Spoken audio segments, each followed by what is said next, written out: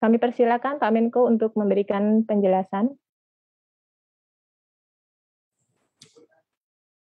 Ya, Assalamualaikum warahmatullahi wabarakatuh. Terima kasih teman-teman media. Kami baru menyelesaikan pertemuan dengan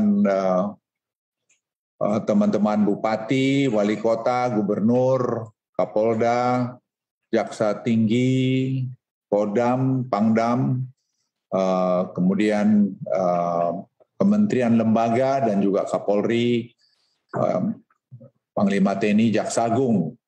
Tadi saya sudah menyampaikan apa yang akan juga saya sampaikan pada teman-teman media sekalian. Ini saya mulai dulu apa yang terjadi. Jadi Presiden memerintahkan saya 2 hari yang lalu untuk menyiapkan penanganan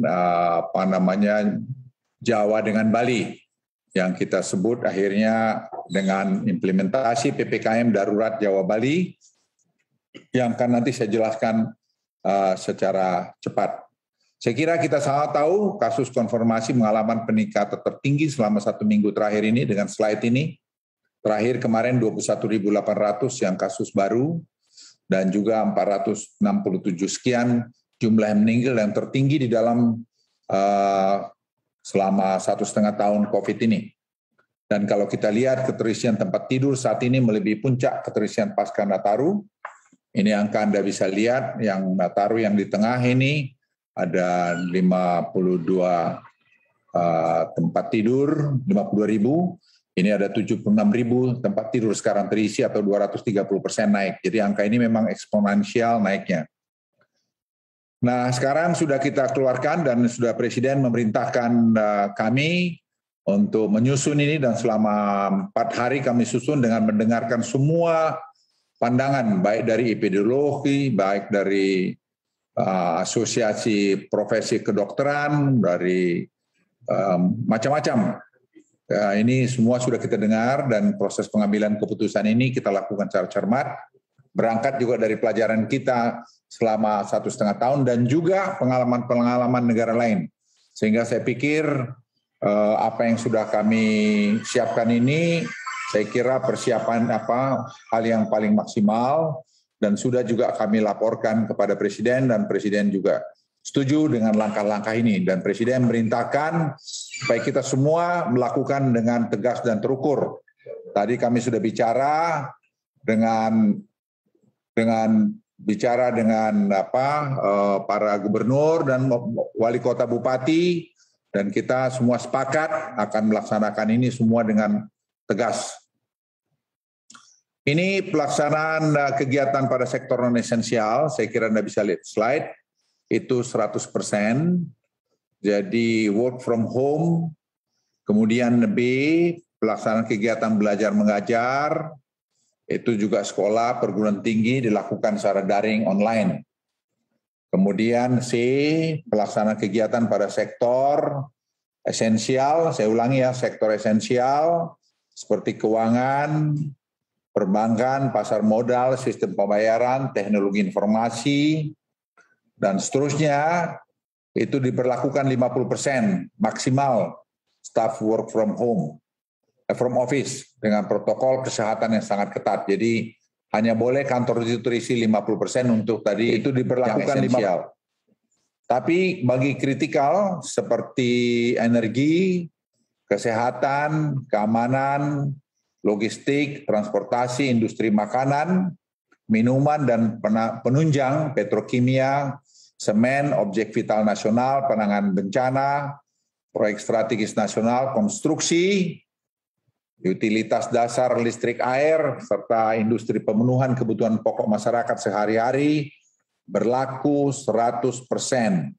Maksimal staff work from office dengan protokol kesehatan yang secara ketat. Yang ketiga, untuk supermarket, pasar tradisional, toko kelontong, pasar swalayan, saya ulangi ini, untuk supermarket, pasar tradisional, toko kelontong, pasar swalayan,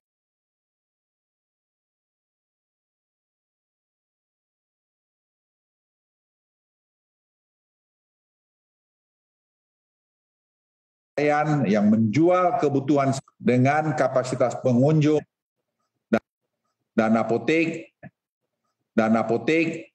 toko obat buka 24 jam. 24 jam. Kegiatan pada pusat perbelanjaan, mal, pusat perdagangan ditutup sementara. Saya ulangi, ditutup sementara. Jadi tidak ada mal yang buka selama sampai tanggal 20. Dan ini kita berharap dalam waktu itu kita bisa akan menurunkan ini sampai mungkin di bawah 10.000 atau dekat 10.000.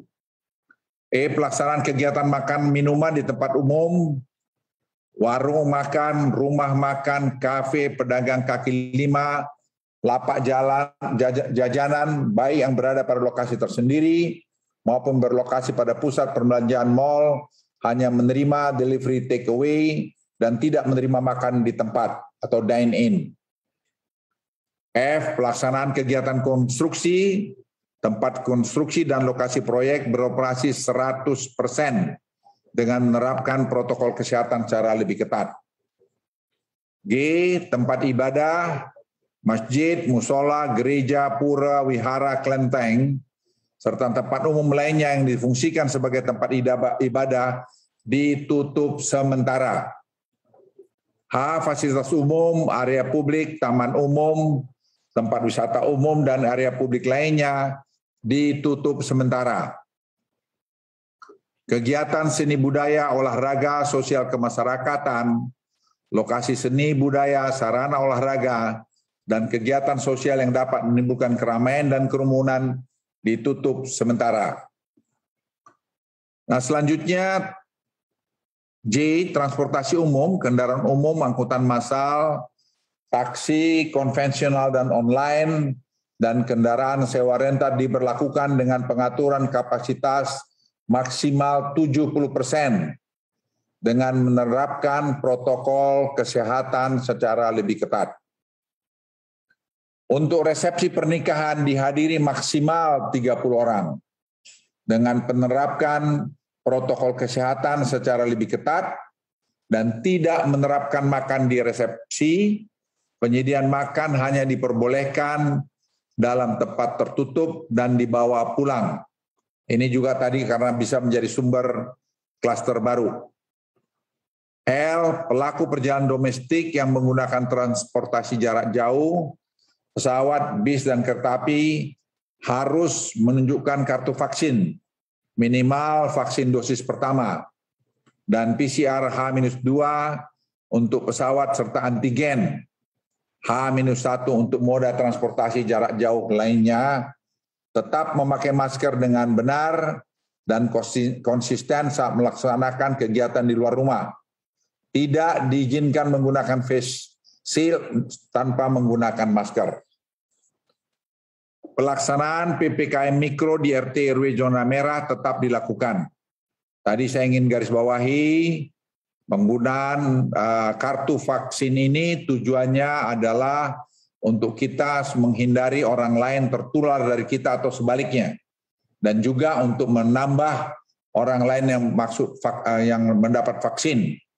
Karena dengan vaksin akan bisa melindungi kita dari serangan COVID-19. Gubernur DKI Jakarta untuk wilayah ini juga daerah-daerah yang kena, saya kira Anda bisa dilihat di slide. Gubernur DKI Jakarta untuk wilayah kabupaten dengan kriteria level 4, itu sudah tertera, seluruh DKI sudah kena. Jadi kita akan lakukan ketat betul di DKI. Gubernur Banten dan Bupati Wali Kota untuk wilayah kabupaten dengan kriteria 3, level 3, yaitu Tangerang dan seterusnya, Anda bisa lihat. Dan untuk level 4, yaitu Tangerang Selatan dan Kota Tangerang dan Kota Serang. Gubernur Jawa Barat dan Bupati Wali Kota untuk wilayah kabupaten dengan kriteria level 3. Itu cukup banyak, silakan saudara-saudara lihat, Kabupaten Sumedang, Sukabumi, dan seterusnya. Level 4 juga sudah cukup panjang, yaitu Kabupaten Purwakarta, Kabupaten Kerawang, Kabupaten Bekasi, dan seterusnya. Gubernur Jawa Tengah dan Bupati Wali Kota untuk wilayah kabupaten kota dengan kriteria level 3, yaitu Kabupaten Wonosobo, Wonogiri, Kabupaten Temanggung, dan seterusnya. Dan juga level 4 yaitu Kabupaten Sukoharjo, Kabupaten Rembang, Kabupaten Pati. Sedangkan untuk Gubernur Daerah Istimewa Yogyakarta dan Bupati Wali Kota untuk wilayah kabupaten yang dengan kriteria level 3 yaitu Kabupaten Kulon Progo, Kabupaten Gunung Kidul, dan level 4 yaitu Kabupaten Sleman, Kabupaten Bantul, dan Yogyakarta. Gubernur Jawa Timur dan Bupati Wali Kota untuk wilayah kabupaten dengan kriteria level 3 yaitu Kabupaten Tuban, Kabupaten Trenggalek, dan Kabupaten Situbondo, dan seterusnya. Level 4 yaitu Kabupaten Tulungagung, Kabupaten Sidoarjo, Kabupaten Madiun, dan seterusnya. Untuk Gubernur Bali dan Bupati Wali Kota, untuk wilayah kabupaten kota dengan kriteria level 3 yaitu Kabupaten Jembrana, Kabupaten Buleleng, Kabupaten Badung, Kabupaten Gianyar, dan seterusnya. Bapak Ibu sekalian, saya berlanjut mengenai kewenangan. Gubernur berwenang mengalihkan alokasi kebutuhan vaksin dari kabupaten dan kota yang kelebihan alokasi vaksin kepada kabupaten dan kota yang kekurangan alokasi vaksin. Jadi karena darurat ini kita buat fleksibel tetapi tetap dalam koridor aturan main.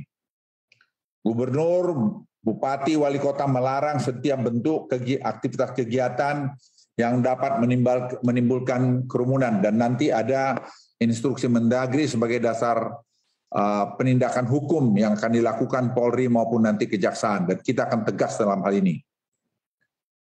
Gubernur, Bupati, dan Wali Kota didukung penuh oleh TNI, Polri, dan Kejaksaan dalam mengkoordinasikan pelaksanaan PPM darurat COVID-19.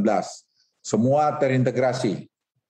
TNI, Polri, dan pemerintah daerah akan melakukan pengawasan yang ketat terhadap pemberlakuan pengetatan aktivitas masyarakat selama periode PPKM darurat 3 sampai 20 Juli 2021. Bagi daerah kabupaten dan kota yang tidak termasuk dalam cakupan area PPKM darurat, tetap memberlakukan instruksi Menteri Dalam Negeri yang menetapkan PPKM berbasis mikro dan mengoptimalkan posko penanganan COVID-19 di tingkat desa dan kelurahan untuk pengendalian penyebaran COVID-19. Nah, ini yang sangat penting saya kira untuk diketahui. Dalam hal gubernur, saya ulangi, dalam hal gubernur, bupati, wali kota tidak melaksanakan ketentuan pengetatan aktivitas masyarakat selama periode PPKM darurat dan ketentuan poin 2 di atas dikenakan sanksi administrasi berupa teguran tertulis 2 kali berturut-turut sampai dengan pemberhentian sementara sebagaimana diatur dalam pasal 68 ayat 1 dan ayat 2 Undang-Undang Nomor 23 Tahun 2014 tentang pemerintahan daerah. Ini pengaturan detail akan dikeluarkan melalui instruksi Mendagri, dan tadi Jaksa Agung memberikan malah lebih kencang lagi dengan peraturan perundang-undangan yang ada, pelanggaran-pelanggaran sampai pemberitaan berita palsu atau hoax, itu pun akan dia lakukan tindakan ya, sesuai dengan ketentuan hukum yang berlaku karena itu dapat mengakibatkan meninggalnya orang lain atau cederainya orang lain. Jadi saya ingatkan kepada kita semua jangan bermain-main dengan berita hoax karena ini menyangkut masalah kemanusiaan. Terkait ketersediaan oksigen, kami sudah meminta kepada Menteri Perindustrian agar memerintahkan para produsen oksigen mengalokasikan 90% produksinya untuk kebutuhan medis. Tadi kami sudah rapat dan kita sudah tata. Ya, dari apa yang kita lihat, kalau keadaan seperti ini, insya Allah kita akan semua tidak ada masalah soal ini. Termasuk suplai obat-obatan. Tadi Menkes juga ada di sini, nanti akan memberikan penjelasan. Nah, pola operasi PPKM darurat yang di wilayah Jawa Barat dan Bali, saya kira sudah bisa terlihat jelas tingkat pusat apa yang dikerjakan, tingkat provinsi apa, dan tingkat kabupaten kota juga apa. Jadi semua sudah jelas siapa berbuat apa. Nah, saya masuk pada bagian sedikit yang penting sekali untuk dipahami. Presiden memberikan instruksi ini bukan sekedar untuk penanganan COVID, tapi juga penanganan khususnya rakyat yang bawah, marginal. Itu supaya mereka penderitanya jangan bertambah-tambah. Ini penting sekali para media untuk ketahui, perintah Presiden itu clear, loud and clear. Dan itu diberitahu ke saya. Jadi jangan sampai rakyat ini menderita berkelanjutan. Oleh karena itu tadi kami sudah rapat mengenai bansos. Ya, karena jujur kita juga tidak pernah memprediksi setelah Juni tahun ini keadaan ini terjadi lonjakan lagi. Karena inilah yang kita ketahui baru. Jadi banyak ketidaktahuan kita mengenai COVID ini. Dan ternyata setelah bulan Juni ini kenaikannya luar biasa. Dan oleh karena itu tadi kami sepakat bansos akan digulirkan lagi. Jadi tadi Ibu Risma, Ibu Menteri Keuangan, Gubernur BI, dan juga beberapa teman-teman lainnya, kami telah bertemu dan kami sudah sepakat untuk ini semua kita bantu lagi. Pemulihan ekonomi juga telah terjadi di pertengahan tahun 2021 ini. Jadi kalau ada pengamat mengatakan begini begitu, saya pengen juga ketemu dia. Ini data yang menunjukkan. Ya, data menunjukkan. Jadi kalau bersoal tidak usah cari popularitas publik, datang saja ketemu saya akan layani untuk bicara di mana. Jadi jangan kita bohongi rakyat itu. Ini data-data saya kira bisa dilihat, pemulihan ekonomi menunjukkan keberhasilan, langkah-langkah kebijakan yang dilakukan pemerintah selama masa pandemi ini. Selama masa pandemi ini, kita berhasil, Presiden berhasil semua bernavigasi di antara keadaan-keadaan yang sulit. Pemerintah telah melakukan koordinasi untuk menambah dan mempercepat penyaluran bantuan sosial selama PPKM darurat, terutama untuk melindungi masyarakat menengah ke bawah. Jadi Presiden menekankan masyarakat menengah ke bawah betul-betul harus dilindungi. Melalui langkah tersebut, dampak PPKM darurat akan dimitigasi dan recovery ekonomi kita juga dapat pulih lebih cepat dari sebelumnya.